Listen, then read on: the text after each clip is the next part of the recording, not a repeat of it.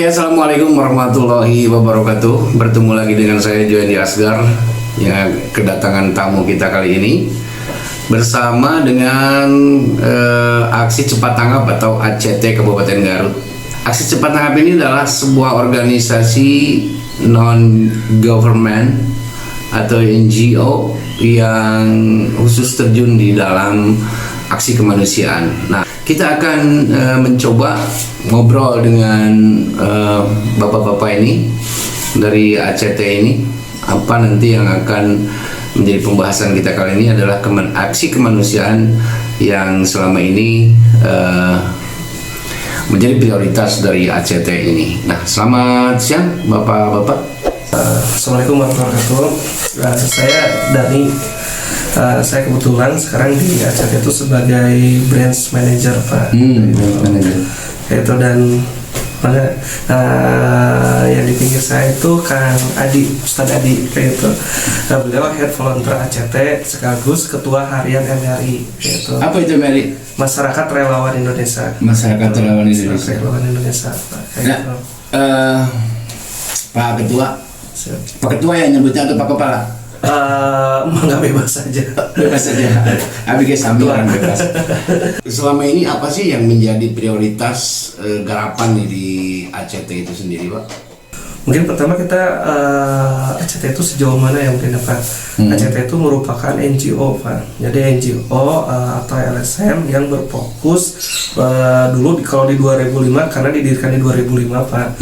Kita fokus di bencana kemanusiaan. Bencana kemanusiaan. Salah satunya itu kita bencana alam dan bencana seperti peperangan. Di Garut sendiri kita fokus ke penguatan pangan dan ekonomi, Pak, dan pendidikan kayak itu, Pak. Ya, arah tembaknya itu kepada siapa sih, Pak, sebenarnya, Pak? Arah tembak penerima, Pak. Nah, itu kita semua masyarakat Garut, Pak. Semua masyarakat elemen Garut kayak itu. Tanpa terkecuali ya. Tanpa terkecuali. Berarti yang membutuhkan lah ya. Yang membutuhkan kayak gitu, Pak. ACT kita nggak bisa berjalan sendiri, Pak. Itu dibantu sama MRI kayak itu dan ini komandannya Kang Ustadz Adi kayak itu. Iya. Apa itu MRI, Pak? Iya, saya relawan. Relawan ya. Iya, berarti pasukan khususnya lah ya yang bergerak di lapangan ya, seperti itu mungkin. Terus sebelum COVID juga kita aksi, Pak. Jadi gini, kita di Oktober ACT Garut berdiri ini di Oktober 2020, Pak. 2020. Nah, dan itu ketika pas bertepatan dengan bencana banjir bandang Pamengpeuk kayak itu kan. Itu sampai 2018. 2018 ya. Karena kan waktu banjir bandang Cimanuk sudah terjun. Sudah terjun. Nah, ini yang memimpinnya. Oh, Pak Ustadz yang memimpinnya. Ustadz kayak gitu. Dulu sampai 2018 ya, Ustadz. Iya, proses recovery-nya sampai 2018. 2018 ya. Langsung dari pusat, tapi memang ya di Garutnya relawan saja. Belum satu cabang mandiri gitu. Kan cabangnya baru dari Oktober 2020 kalau di Garut. Nah, MRI sendiri sudah bergerak di bidang apa nih, Pak? Sebenarnya karena ini sifatnya adalah bentukan dari ACT, makanya apapun yang menjadi gerak ACT ya itu juga gerak MRI juga sebenarnya. Ditambah nanti beberapa kreativitas yang sifatnya akan support terhadap semua sisi kemanusiaan. Jadi apapun sebenarnya. Sebenarnya sebelum COVID ini kita ACT itu udah terjun, Pak, tentang kemanusiaan. Nah, salah satunya seperti yang tadi ya, Pak ya, tentang bencana. Nah, dengan seiringnya waktu kembali, ternyata isu di Kabupaten Garut juga bukan hanya bencana alam. Ternyata kan banyak isu-isu yang lain, yang sama seperti pangan, ekonomi, pendidikan, ditambah sekarang COVID, kesehatan. Jadi kita tiap hari itu memberi bantuan, Pak, tiap hari. Jadi kita minimal 100 kakak kartu. Bentuk bantuannya seperti apa? Macam-macam, ada beras, ada paket pangan juga yang komplit, sembako kayak gitu kan. Terus bukan hanya itu aja, kita juga fokus di penguatan pendidikan, isu pendidikan. Karena gini kan, anak remaja sekarang ini cukup luar biasa, Pak, kayak gitu kan. Kadang ditanya tentang tokoh pahlawan nggak tahu, tapi kalau ditanya tokoh negara, nah itu PR juga. Siapa tokoh ML? Pasti mereka tahu. Nah itu, nah makanya apa kita kerja ACT itu salah satunya kita penguatan di guru dulu Pak, karena guru Betul. itu harus disejahterakan Pak. Kalau nggak sejahterakan nanti dia nggak terlalu maksimal. Tapi Saya kalau setuju maksimal, betul. maksimal. Karena memang akhir-akhir ini kemarin ya banyak para guru bantu di daerah terpencil itu melakukan demo ke Pak Bupati dan ke Pak Kadisdik ya waktu itu. Ini sangat mengerikan sekali ketika mereka tidak terpenuhi kebutuhan hidupnya. Ada yang sampai jualan es atau ngutang tetangga ke sana kemari. Ini kan sangat memprihatinkan sekali kalau bagi kita ya sebagai warga Garut, karena guru-guru bantu ini nasibnya sampai sekarang itu belum ada kejelasan apapun. 1,5 tahun mereka tidak mendapatkan gaji. Oh, gaji ya Pak. Iya, honor lah Itu bukan gaji. makanya kemarin ACT ya Ustaz, kita bikin program SGI Sahabat Guru Indonesia. Nah ini kita udah ada beberapa guru yang kita kasih honor Pak. Itu minimal 500.000. 500.000. Wah, luar biasa sekali ini ya. Alhamdulillah ya. Luar biasa sekali. Kayak gitu. Namun ya karena kita keterbatasan ya, Betul. kita baru mampu misalnya berapa ratus orang dari berapa ribu honor yang ada di Kabupaten Garut kayak itu. Tapi saya ingin target di tahun 2021 ini akhir ini bisa lebih minimal 5.000 guru honor kita bisa ngasih honor. Itu rutin Pak. Enggak, yang saya pertanyakan adalah karena besaran anggaran yang diberikan oleh ACT sendiri ya terhadap para guru bantu atau para siapapun. Yang saya ingin tanyakan adalah sumber dananya itu dari mana itu sebetulnya Pak Ketua? Nanti ada yang lain lagi Pak. Nah, selain itu yang kedua udah penguatan pendidikan. Oh ya satu lagi, kemarin juga pas bulan Ramadan mau THR-an Pak, kayak itu kita juga membagi THR ke guru-guru FAUD. Kan guru FAUD juga kasihan Pak, dia kadang nggak ada gajinya juga. Boleh disebutkan jumlahnya berapa? Kemarin 100 baru 100 lah 100 baru ya? Kayak itu karena kita keterbatasan kita Pak. Nah itu kita di program pendidikan, isu pendidikan kayak itu, jadi supaya guru benar-benar semangat mendidik anak, menciptakan generasi-generasi yang sehat Pak. Sebetulnya di ACT ini ada berapa program sih atau yang merupakan program unggulan ya untuk membantu masyarakat Garut sendiri itu?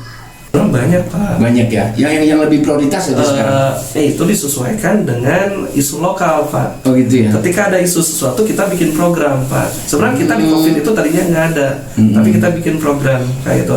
Nah terus yang ekonomi Pak. Ekonomi apa kayak gitu kan? Ekonomi kita memberi bantuan UMKM Pak. Minimal ada yang 1 juta, 2 juta kita kasih bantuan Pak. Kayak itu. Cara pengembaliannya nanti seperti apa? Tadinya kita mau dihibahkan, dulu kita hibahkan Pak. Namun ketika dihibahkan ternyata usahanya nggak berjalan kayak itu. Duit pemanggilannya. Makanya kita bikin konsep kita pinjaman modal tapi tanpa bunga Pak. Begitu ya. Tanpa bunga gitu. Terus limit waktunya sampai kapan? Itu maksimal 1 tahun. 1 tahun. Tapi kita bukan hanya bisa bukan memberi, tapi selama 1 tahun itu kita memberikan pinjaman dibimbing Pak. Ada pendampingan. Jadi gimana si pelaku UMKM itu maju Pak kayak gitu. Jadi UMKM naik kelas. Terus keuntungannya apa nih? Nah ini keuntungannya kita bisa langsung sambil sedekah Pak. Jadi sedekah itu ya? Itu betul langsung bisa sedekah kayak gitu Ustaz. Nah makanya ketika kita mempromosikan UMKM, otomatis kita itu bakal ada di beberapa koordinator yang ada di beberapa negara. Ini kan bisa naik kelas Pak, bisa naik dunia kayak gitu Pak. Nah ini cukup luar biasa. Tapi sebelum dinaikkan ke platform kita, mereka harus dididik dulu Pak kayak gitu. Nah mudah-mudahan Garut ini UMKM-nya naik kelas Pak. Amin. Terakhir lagi ada satu lagi, kita tembus juga ke pesantren Pak, memberi bantuan modal wakaf ternak Pak. Wakaf ternak. Apa itu ternaknya Pak? Itu domba Pak. Domba ya. 50 ekor per pesantren. Per pesantren. Kita baru distribusi bulan sekarang. Iya. Kayak gitu kan. Karena terkendala COVID juga, kita baru distribusi 7 pesantren. Pesantren, Nah, itu. ya. Nah itu yang 50 sistemnya kayak gini, bagi hasil. Tapi bagi hasilnya bukan dengan ACT. Kayak itu, misalnya gini, bagi hasilnya nanti misalnya 100 udah 1 tahun, 50 buat pesantren pengelolanya, 50 lagi buat pesantren yang belum dapat, Pak. Oh, jadi secara berkelanjutan ya, berkesinambungan lah ya. Gitu. Jadi saya ingin masyarakat Garut ini bukan atau Kabupaten Garut ini bukan hanya mempertahankan ketahanan pangan, Pak. Jadi kabupaten ini menjadi kedaulatan pangan, Kedaulatan pangan, ya. dan menjadikan Garut ini menjadi Garut atau kabupaten yang dermawan, Pak. Ini sangat luar biasa, Pak. Emang ACT memandang Garut ini seperti apa sekarang ini nih? Garut Menjadi penerima saja tuh, tidak menjadi dermawan begitu kan? nah itu mungkin ada baru beberapa sebagian ya Pak yang teredukasi. Nah kita mungkin PR ya Pak ya, PR gimana cara menedukasi. Kata Bang Jo mungkin ya, pertanyaan dari mana dana kita kayak Betul. gitu. Nah salah satunya kita mungkin sebelum mengajak ke orang lain kayak itu, kita sedekah diri sendiri dulu Pak. Seperti apa? Misalnya kita tim, kita Ya. tiap hari itu harus wajib Pak, wajib sedekah Pak. Sedekah gitu. Kayak gitu. Tapi kita ACT sebenarnya bukan seperti apa lembaga amil resmi, karena kita NGO. NGO ya? Ya, kita mah nggak misalnya minta zakat, enggak Pak. Kayak gitu. Kita mah jadi bikin program yang tadi Pak, langsung kita menawarkan program ke mitra, baik mitra misalnya instansi pemerintahan, swasta, atau para agnia kayak gitu. Kita jelas Pak, programnya ada, ketika mereka ada sedekah, jadi uangnya benar-benar amanah Pak masuk ke program ini. Bukan tadi kembali lagi kita ngambil zakat, programnya nggak ada, nanti uangnya nggak jelas Pak, kayak gitu. Ya seperti Kita gini. program dulu. Dalam tanda kutip yang di sebelah itu masuk, ini masuk dalam kategori zakat atau apa nih Pak? Dengan seiringnya waktu tadi apa ya, kembali ACT itu membuat beberapa lembaga lagi, ada global zakat, global kurban, global wakaf. Enggak, maksud saya begini Pak, uang yang masuk ke ACT itu dianggap sebagai zakat, sodako, atau bantuan, atau seperti apa nih? Perlu ada juga kejelasan di sini Pak. Itu gimana program Pak? Kayak itu kalau program zakat, nah seperti tadi bantuan guru itu masuknya nanti zakat. Zakat, ya. Bukan buat guru. Bukan dari guru ke ACT ya, tetapi dari ACT ke guru. Ini kan jadi terbalik nih dengan yang di sebelah. Balik sekali ya.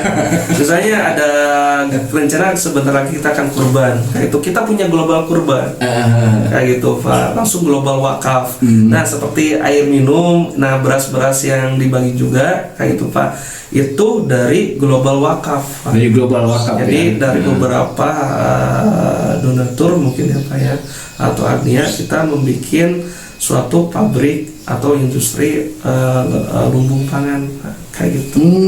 Jadi penguatan pangan terlebih dahulu yang nanti akan diperkuat oleh ACT ya. Jadi saya ingin tahu nih Pak, di situasi pandemi COVID-19 yang sedang menggila ini di Kabupaten Garut nih, apa sih yang sebetulnya yang lebih lagi masyarakat butuhkan dari ACT ini? Apa ACT tidak hanya memenuhi kebutuhan pangan atau apa, tetapi lebih mengedukasi masyarakat, atau seperti apa nih penjabarannya di lapangan itu Pak? Karena saya kira yang lebih dibutuhkan masyarakat saat ini adalah kekuatan pangan juga edukasi. Karena ini yang sekarang di Garut yang luar biasa, tiap hari itu laporan kan tentang COVID. Betul. Makanya kita bikin program untuk penanganan COVID. Jadi kita ada dua, ada emergency, ada recovery. Jadi rencana kita mulai pekan ini akan menedukasi masyarakat Pak. Kita muter seperti wawar-wawar kayak gitu. Tapi bukan hanya sekedar wawar-wawar Pak, kayak gitu kan. Jadi kita bukan hanya sekedar itu Pak. Kita memberi pangannya kayak gitu kan. Kita memberi maskernya juga Pak, sambil diedukasi kayak gitu. Itu kita emergency Pak, program emergensinya. Dan di recovery-nya kita ingin membuat program jangka panjang Pak, yang kembali lagi supaya menjadi Garut dermawan Pak. Salah satunya apa? Kita ingin membuat komplek wakaf Pak. Kayak itu komplek wakaf itu terdiri lumbung pangan wakaf, lumbung ternak wakaf, lumbung air wakaf Pak. Kayak itu. Contoh gini, kita punya LTW Pak, lumbung ternak wakaf di Tasik, di Culamega, Cintabodas Pak. Kayak gitu. Dulu desa itu tertinggal Pak. peternak itu paling menyekolahkan sampai SMP kayak gitu. Tapi ketika ada LPW, peternak itu bisa menyekolahkan sampai S1 kayak itu. Terus peternak itu penghasilan minimal 3 juta. 3 juta? Wah, ini menarik sekali nih Pak. Apa di Garut ini sudah dilaksanakan Pak program tersebut Pak? Ini belum ya. Tapi kita tawar-tawaran ada program ini ke pemerintah, ke instansi dan ya ke paranya yang. Terus sambutan dari pemerintah sendiri seperti apa? Mungkin kurang respon atau seperti apa nih Pak Ustadz? Kita sudah audiens juga ya, udah ngobrol dengan pimpinan daerah ya, dengan Bupati, Pak Wakil. Ya cuman barangkali mungkin belum ditakdirkan, belum ada peluang untuk bisa mendapatkan titipan wakaf ke kami, sehingga itu belum bisa direalisasikan seperti gitu itu. Ya. Dengan dinas terkait juga sudah ya kita obrolkan. Ya, betul. Karena konsepnya adalah bagaimana mengelola wakaf itu sendiri kan. Betul. Wakaf yang sifatnya adalah tertahan dari sisi bahasanya kan, tertahan dari perubahan kepemilikan, yaitu dari nadirnya ke global wakaf ACT. Nah, baru di sini kemudian global wakaf ACT mengoptimalisasi ini sebagai program masterpiece, program unggulan yang sifatnya harus produktif. Padahal itu kalau saya pikir itu sangat mengedukasi masyarakat ya dalam melakukan beramanah, terus beramalia, melakukan hal-hal yang positif. ACT berprinsip ketika ada wakaf itu sifatnya harus produktif. Produktif itu dalam artian pertama memberdayakan, empowerment-nya sekitaran komplek wakaf itu harus benar-benar mampu memberikan kemanfaatan luas. Yang tadi yang di LTW Cinta Bodas itu, sehingga masyarakat itu akhirnya pekerjakan di sana. Ya, dan mereka udah nyaman. Itu jumlahnya udah lumayan besar, hampir 6.000 ekor lebih. 6.000 ekor. Kemudian dia juga sapi dan lain-lain. Sekarang juga ada untuk yang lain, ada sekolah, sekolah pertanian atau peternakan di sana. Sehingga mungkin ACT dianggap oleh pemerintah Kabupaten Garut ini adalah dalam tanda kutip nih saingan dari yang sebelah gitu Pak Ustadz. Tetapi atau menganggap ACT ini lebih superior ya dari yang sebelah.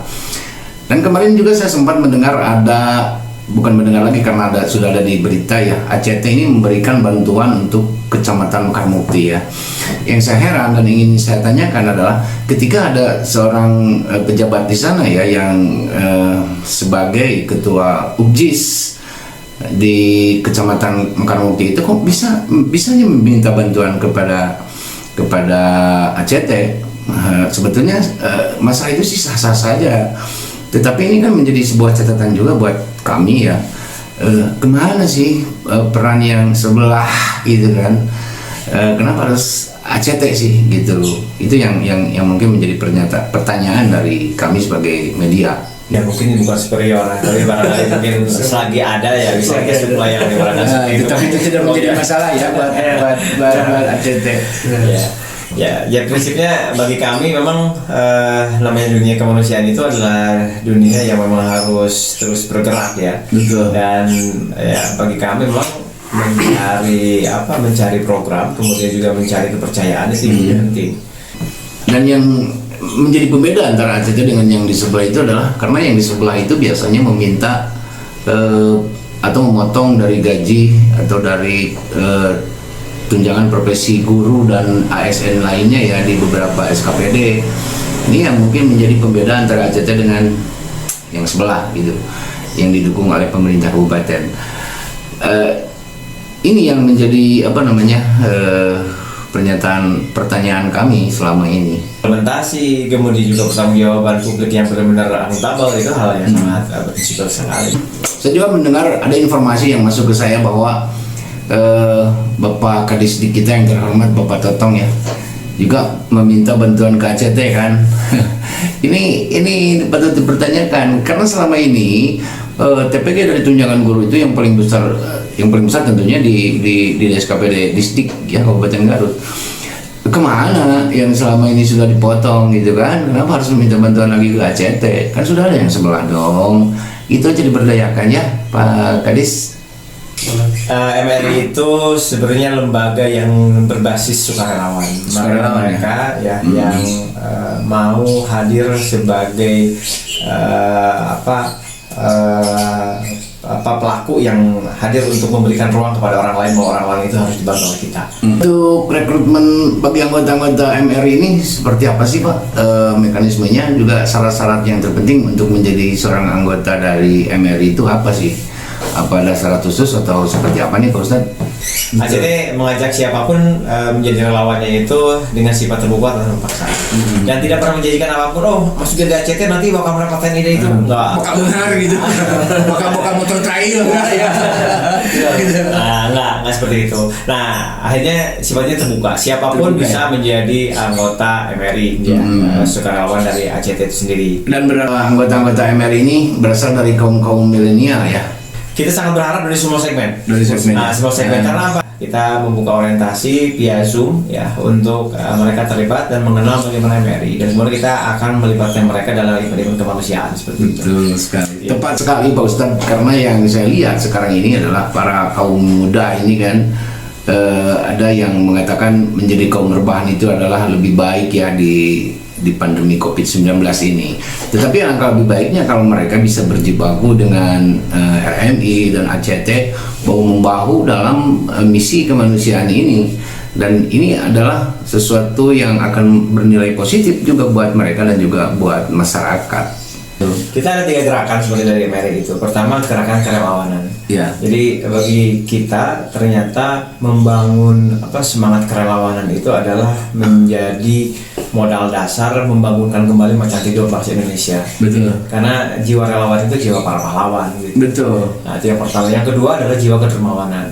Nah, prinsipnya adalah ketika seseorang menjadi dermawan, sebenarnya sejatinya dia telah menjadi solusi atau problem solver terhadap semua masalah apapun. Karena hakikatnya kita selalu bingung terhadap apa yang harus kita selesaikan dari masalah kita. Ya, hakikatnya kedermawanan kita. Dan terkadang kedermawanan kita itu juga harus dipahami dalam arti yang sangat luas. Bahwa kedermawanan tidak harus berpikir masalah uang saja. Yang memberikan uang saja ya. Juga menyumbang dengan pemikiran juga ya. Itu bangun dengan semua inspirasi itu kan kedermawanan juga gitu. Nah, gerakan yang ketiga adalah gerakan bagaimana kita berhimpun ketika kerelawanan dan kedermawanan untuk menjadi energi menyelesaikan masalah kemanusiaan. Jadi problem solving ya. Gitu. Jadi tiga gerakan besar dari MRI itulah yang kemudian terus support kepada ACT dalam kemanusiaan. Nah, yang saya ketahui dalam Ustaz MRI ini kan harus bergerak berdasarkan juga dengan dana yang memadai ya. Yang saya tahu apakah MRI ini ditopang oleh pendanaan dari ACT atau bergerak sendiri atau seperti apa nih untuk membiayai pergerakannya ini? Kalau MRI kadang malah relawannya sendiri yang mengeluarkan dan jadi relawannya sendiri ya. Jadi tidak menunggu dari ACT. Kapan dia mau bergerak nih? ACT ini belum masih duit lapangan gitu. Ya makanya kita apresiasi juga kepada teman-teman relawan. Tapi ya insya Allah kita juga memang sih tidak sendiri, kita juga berkolaborasi. Banyak mitra-mitra kita juga yang menjadi mitra-mitra kami. Seperti halnya contoh Kang Duseng itu dari Bumbulang. Ya, Brotherhood dari Kuda Hitam itu mitra kami juga tuh.